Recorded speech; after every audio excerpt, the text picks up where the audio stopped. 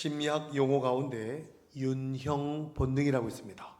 여러분 잘 들어보세요. 굉장히 여러분에게 필요한 말씀드립니다. 윤형 본능이라는 말이 있습니다. 한 산악인이 알프스에서 조난을 당해서 길을 잃고 홀로 남았습니다. 아주 험준한 그런 산 위는 아니지만 길을 잃어버린 거예요. 눈밖에 안 보이는 거예요. 그 사람은 13일 동안 눈으로 뒤덮인 험준한 산을 방황하다가 구조를 받았습니다. 어떻게 이런 극한 상황에서 살아날 수 있었느냐고 물었더니 얼어 죽지 않으려고 계속 걸었다는 거예요. 13일 동안 계속 걸었다는 거예요. 무려 13일 동안 졸면 죽는다는 생각으로 걷고 또 걸었다는 겁니다. 그래서 구조대가 그가 걸어온 길을 이렇게 살펴봤습니다. 어떻게 걸어왔는지. 반경 그 사람은 6km 내 안에서 빙빙빙빙 돌았다는 겁니다. 빙빙빙빙 13일 동안 그 6km 안에서 왔다 갔다 빙빙빙빙 돌았다는 겁니다. 자기는 직선으로 산을 내려간다고 했는데 결국 같은 길을 계속 걸은 겁니다. 이와 같은 현상을 박희윤, 형태형자를 따서 인간은 윤형 본능이 있다. 같은 길을 걷는 같은 길. 이것은 실험을 통해서도 증명했습니다. 실제로 사람의 눈을 가리고 평야에서 똑바로 걸어가세요 하고 눈을 가리고 거기 돌뿌리도 없고요, 파진 데도 없고요, 걷기만 하면 됩니다. 실험을 해보았습니다.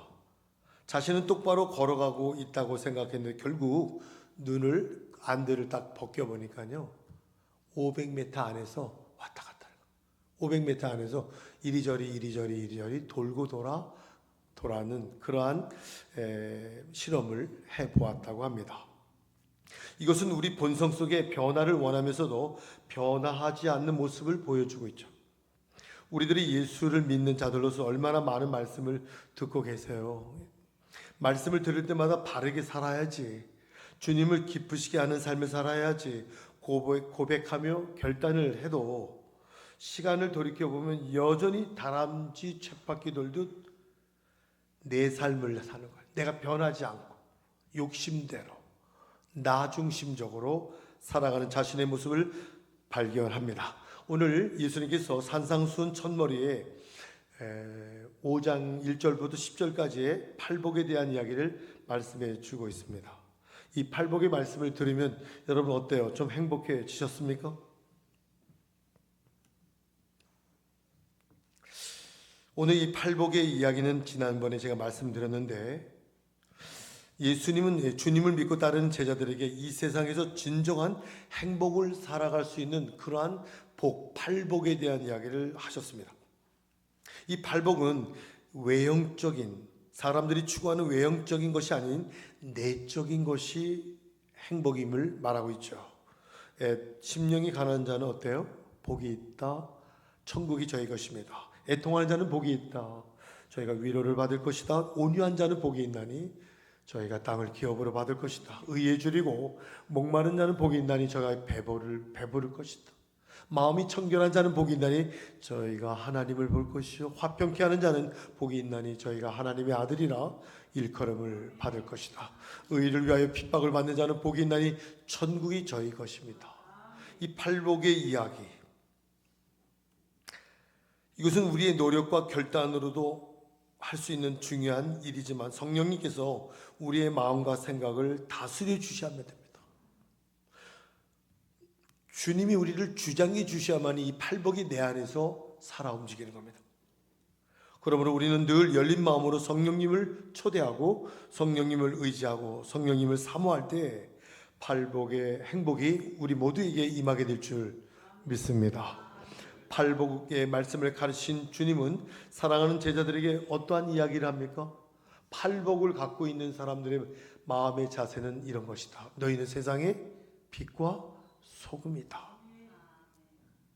저는 이 말씀을 준비하면서 깨달은 것이 하나 있었는데 지금까지는 세상의 빛과 소금이라는 말씀을 미래적으로 너가 앞으로 있게 될 것이다 그렇게 생각을 했는데 아직은 주님 보시기에 조금 소금의 맛도 내지 못하고 세상의 어둠을 밝히는 빛으로 살지 못하지만 앞으로 열심히 노력해서 빛과 소금이 되라, 이런 말씀으로 우리는 이해를 했다고 봅니다. 그러나 예수님이 오늘 이 시간 저와 여러분들에게 하신 말씀은 너희는 이미 빛과 소금이다.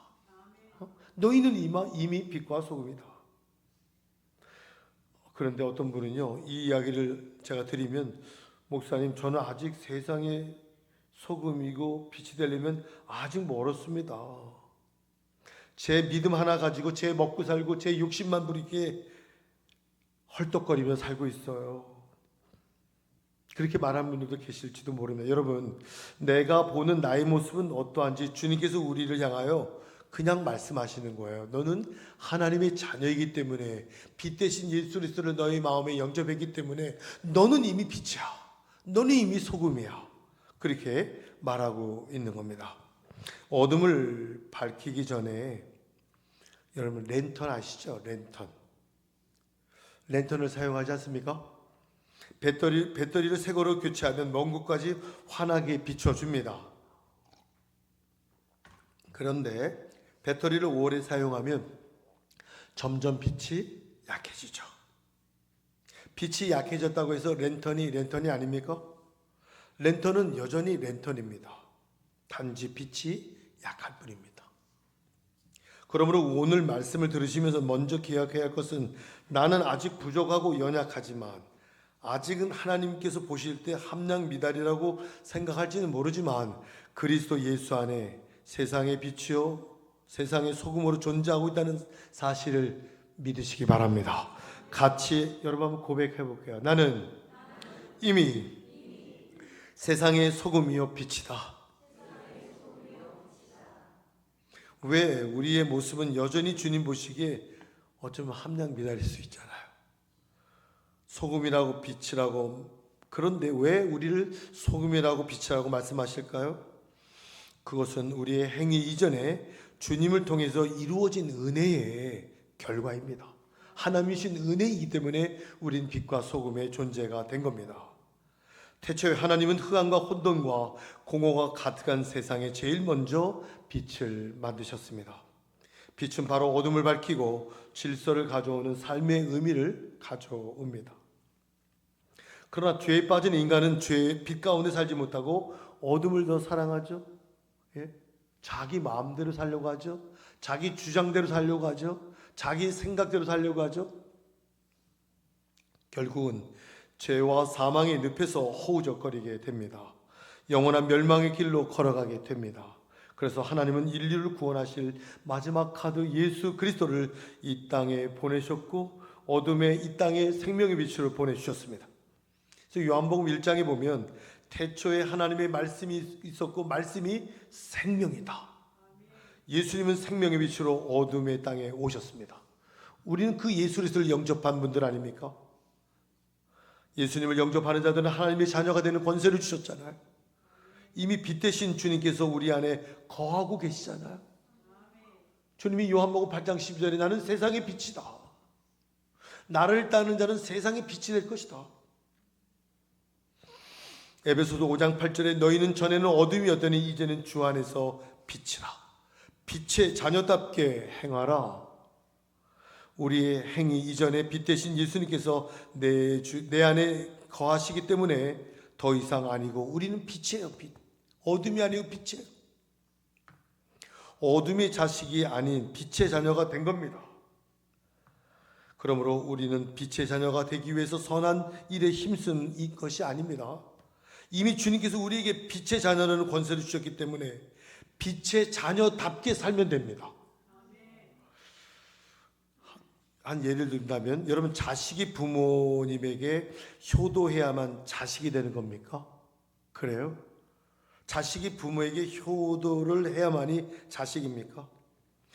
효도를 다하지 못해도 자식은 자식이 있잖아요. 그런데 우리가 부모를 마땅히 공경해야 하는 이유는 이거잖아요. 자식이 되기 위해서 효도하는 게 아니라 우리를 낳아주시고 우리를 길러주시고 우리를 정말 보살펴 주신 부모님의 은혜에 대한 마땅한 도리잖아요. 그죠? 자식이기 때문에 하는 게 아니라 부모님이 우리에게 보여주신 그 사랑, 그것을 은혜에 갚기 위한 마땅한 보답이죠. 마찬가지로 우리들은 이미 주님의 은혜로 세상의 소금이요 빛이 된 자들입니다. 따라서 주님의 자녀답게 살기 위해서는 우리는 세상의 소금과 빛의 모습으로 존재해야 됩니다.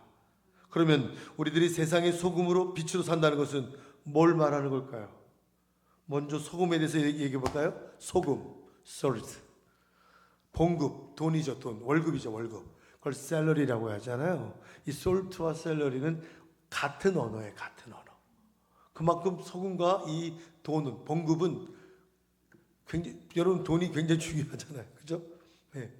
소금도 그와 같은 존재라는 거예요. 소금, 과거에는요, 소금 때문에 전쟁도 했어요. 네. 소금을 확보하려고 나라끼리 전쟁도 했다니까요. 이북 사람들이 한국에 오면요, 제일 먹고 싶은 게 불고기? 무슨 뭐 좋은 음식? 제일 먼저 빨리 먹고 싶은 게 뭔지 아세요? 소금이에요, 소금. 소금. 이북 분들이 한 얘기입니다. 소금이 그만큼 귀한 존재입니다. 소금은 부정하고 더럽힌 땅을 정결하게 하는 데 쓰입니다. 상처를 소독하고 치료하는 데 소금이 사용됩니다. 때로는 하나님의 진노의 심판으로 상징되기도 했습니다. 예수님께서 우리를 향하여 너희는 세상의 소금이다라고 말씀하신 세상 속에서 더러운 것을 깨끗하게 하고 정결하게 만들라는 것이죠. 세상의 아픈 상처, 고통을 치유하고 싸매주라는 이야기입니다. 그러므로 하나님을 기쁘시게 하는 이 약속의 말씀을 붙잡고 살라는 말씀입니다. 오늘 13절에 보니까 소금이 만일 그 맛을 잃으면 무엇으로 짜게 할까? 사람에게 밟힌다는 거예요. 짠맛을 잃어버립니다. 여러분 소금이에요. 소금의 맛을 잃어버리면 여러분 사람에게 밟힌다는 거예요. 당시 예수님 당시 팔레스타인 지역에는요, 바다에서 소금을 채취하는 게 아니라 소금 바위, 가보시면요, 소금 산이 있어요. 소금 바위들이 있어요. 거기서 채취하는 거예요. 막 채취해서요, 소금이 막 흘러 내려와요. 그래서 그 소금을 다 주워가지 못하고 놓고 갔을 때 비가 오면 소금의 염분이 다 빠지잖아요. 소금의 맛을 못하는 거죠. 그걸 안 가지고 가요. 어떻게 돼요? 사람이 밟고 다녀요. 사람이 밟고 다녀요.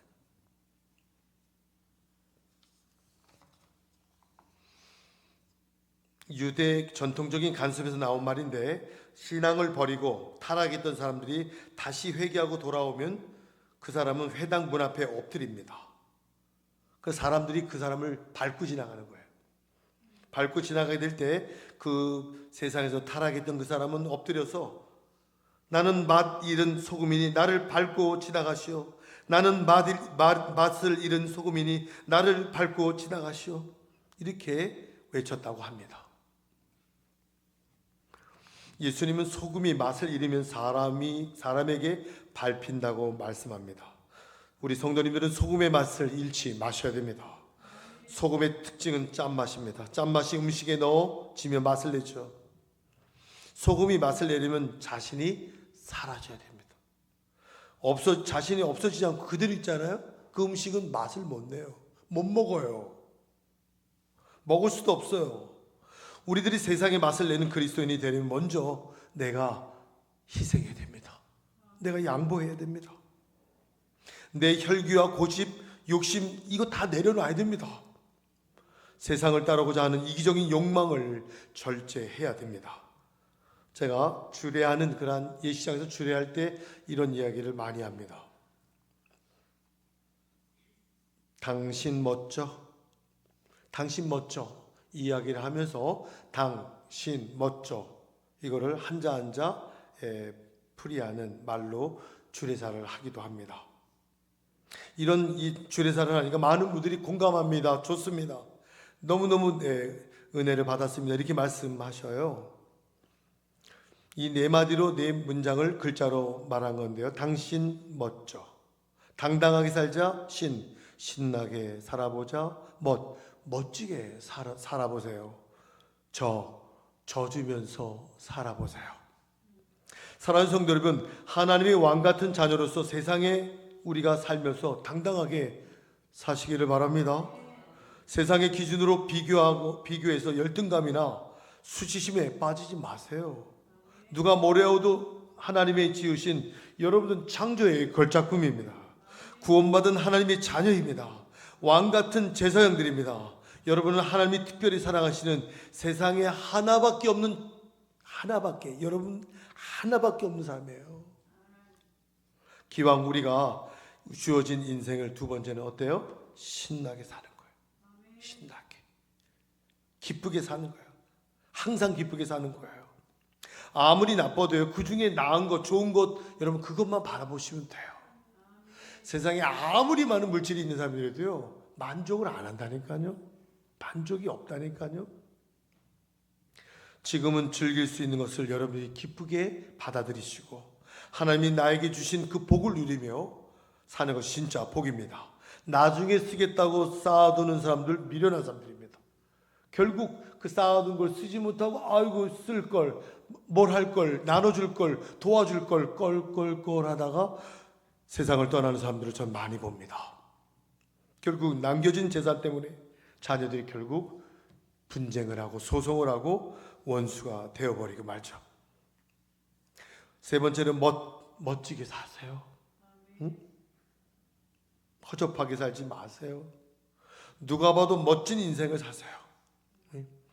저는요, 옷을 입을 때도요, 깨끗하게 입습니다. 어떤 모임에서도 회의를 할 때도 깨끗하게 입습니다. 예, 깨끗하게, 아주 단정하게, 예, 단정하게. 정말 뭐 사람이 볼 때 야 참 첫 인상이 굉장히 중요하잖아요. 그런 옷이 새 거라서 좋은 건 아니잖아요. 깨끗하게, 단정하게. 내 눈앞에 있는 문제만 보지 마시고 나에게 주어진 하나님의 나라의 영광을 위하여 멋지게 사시는 하나님의 자녀 되시기를 바랍니다. 마지막으로 저주면서 사세요. 여러분, 가정 안에서 내가 잘못한 게 없어. 그런데도 상대에게 당신한테 늘 미안해, 그렇게 얘기해 주잖아요. 그 가정은 천국 돼요. 뭐가 잘못한 게 하나도 없는 상대가 늘 미안하다고 얘기를 하는 거예요. 그 이유가 당신 살아주어서, 당신이 건강해서, 그것 때문에 늘 미안하고 고마워. 그 얘기를 하면 그 가정은요, 갈등 없어집니다. 해보시기 바랍니다. 내가 잘못한 거 있을 때 내가 미안해, 이건 누구나 할 수 있는 거예요. 그렇게라도 하면 좋죠. 근데 내가 잘못한 게 없음에도 불구하고 늘 당신에게 미안해 하시기 바랍니다. 네, 저는 합니다. 네, 늘 미안하고 고맙다고 얘기합니다. 이 목회의 이 현장에서 35년 동안 함께한 그러한 사모에게 한 저의 이야기입니다. 여러분, 많은 사람들 가운데서 남편이 아내를 이기면 뭐합니까? 예? 또 아내가 남편을 이겨서 기죽이면 좀 행복합니까? 예? 서로 미안하다고 하면 됩니다. 져주면서 사시기 바랍니다. 세상에 이길 데 없어서 집에 와서 이기는 사람은 그건 좀 그래요. 집에서는 져야 돼요. 져주는 게 이기는 겁니다. 내가 이길 수 있다고 다 이겨버리면 어때? 인생 재미없습니다. 이기는 게 능사가 아닙니다. 약한 자를 도와주고 격려해주고 위로해주는 자가 진정 힘 있는 자요, 이기는 자입니다. 이것이 행복의 비밀이에요. 지는 것과 져주는 건 다르죠. 지는 것은 내 능력이 부족해서 지는 거고요, 져주는 것은 얼마든지 이길 수 있는데 져주는 겁니다. 하나님도 우리를 봐주셨잖아요. 야곱과 야복강가에서 창세기 28장에 천사와 야곱이 딱 기도하면서 싸우는 거예요. 천사가 우리 인간을 이길 수 있어요. 100명이 덤벼도 천사가 이겨요. 근데 천사가 져주잖아요. 내가 져주면, 나 한 사람이 져주면 가정이 변하고 교회가 변하고 직장이 변하고 모든 것이 변합니다. 만약 그리스도인들이 소금의 맛을 내지 못하면 세상에서 사람들에게 짓밟힙니다. 존재 가치가 없어집니다. 세상에서 부끄러움을 당합니다. 사랑하는 성도 여러분, 내가 있는 그 자리에서 소금처럼 희생함으로 맛을 내는 인생 되시기를 주의 이름으로 축원합니다. 예수님을 믿고 구원받은 우리들이 모든 선행이나 자랑이나 공로를 쌓는 것, 그건 자기 소원 성취죠. 궁극적으로 하나님께 영광을 돌리는 게 아니죠. 세상에서 하는 일들은요, 자기 운명을 바꾸려고 소원 성취를 하는 것에 목적을 두잖아요. 그러나 그리스도인들은 하나님께 영광을 돌리려고 하는 거죠. 말의 그 내용이 달라요. 이 모든 것은 하나님께 영광을 돌리기 위함입니다. 나의 삶의 시작도 하나님께 영광을 돌립니다. 하나님 나에게 자녀를 주시고 또 하나님께 영광을 돌립니다. 세상의 그 삶의 질이 다릅니다. 그리스도인들의 착한 행실은 다른 게 아니죠. 아직도 어둠 가운데 방황하는 영혼들을 주님께로 인도하는 거예요. 주님께로 인도하는 거예요. 예수 믿지 아니하는 자를 주님께 인도하는 거예요.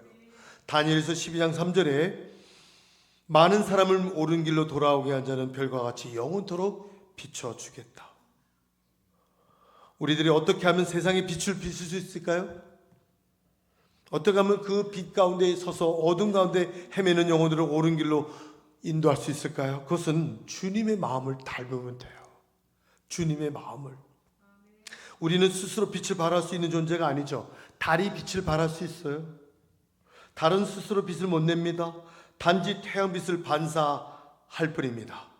우리는 빛 대신 주님을 모시고 있기 때문에 그 내 안에 계신 주님이 빛을 발할 때 우리가 빛을 발하는 거예요. 주님을 닮은 그 모습 속에서 주님의 빛이 막 나타나는 거예요. 주님을 닮아가시기를 바랍니다. 주님과 함께 걸어갈 때 내 안에 주님의 모습이 나타나죠. 주님의 향기가 드러나죠. 향을 싼 종이에서 향내음이 나잖아요. 우리들이 주님을 삶 중심에 모시고 주님과 함께 동행하면 빛 대신 주님의 모습으로 우리는 빛을 발할 수 있어요. 마지막으로 한 예화를 읽고 말씀 마치겠습니다. 어떤 집사님의 간증이에요. 17년 전 나는 누구보다도 기독교인들을 싫어했습니다. 어릴 적부터 불교 집안에서 자랐기에 나는 기독교인을 만날 수 없었지만 늘 기억 속에 기독교인들이 늘 안 좋은 모습이었습니다.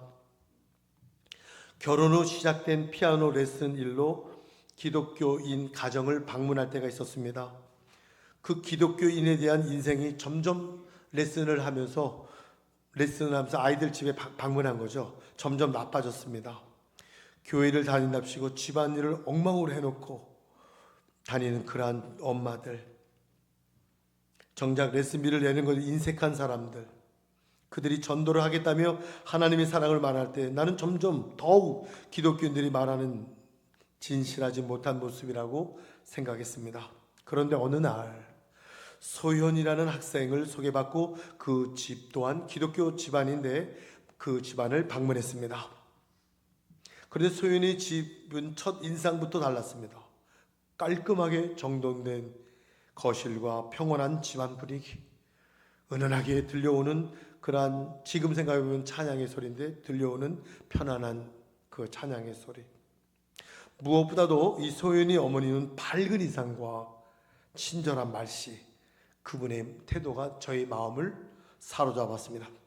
그때부터 나는 기독교인들에 대한 편견을 조금씩 버리기 시작합니다.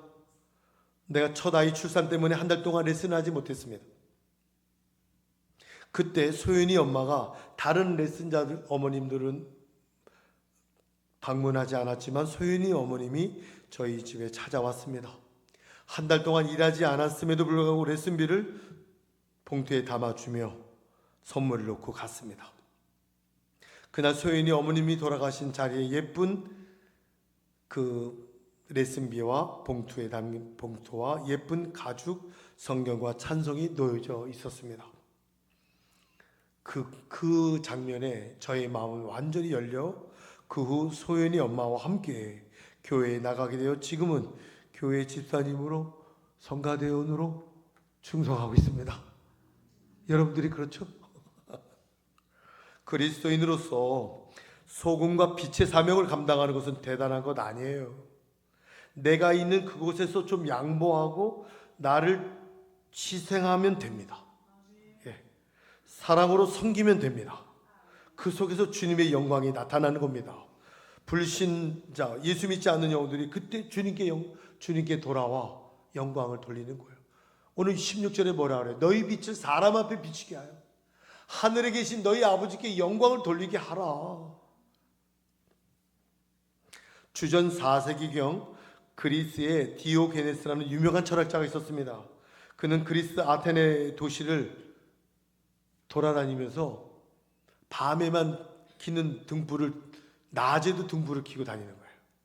낮에도, 지금 바깥에 등불을 켜고 다니는 거예요. 사람들이 아유 선생님 왜 그렇게 등불을 대낮 때 들고 다니세요? 그렇게 물었을 때 디오게네스는 아테네 도시가 낮도 어둠으로 보이네요. 저는 사람을 찾고 있습니다. 이 시대를 밝힐 사람을 찾고 있습니다. 이 시대를 밝힐 사람다운 사람을 찾고 있습니다. 그렇습니다. 우리 주님께서도 지금 이 시대에 필요한 사람을 찾고 계시죠? 소금과 같이 세상의 맛을 내는 사람을 찾고 있습니다. 이 세상의 어둠을 밝힐 수 있는 사람을 주님은 찾고 있습니다. 우리 비전교회 모든 성도님들이 바로 주님이 이 시대에 찾으시는 한 사람의 소금과 빛이 되어야 되겠습니다. 오늘 말씀을 빛과 소금의 삶을 나도 살게 하여 주옵소서. 주여 한번 부르고 우리 한번 다 함께 기도하겠습니다. 주여 하나님 감사합니다. 아버지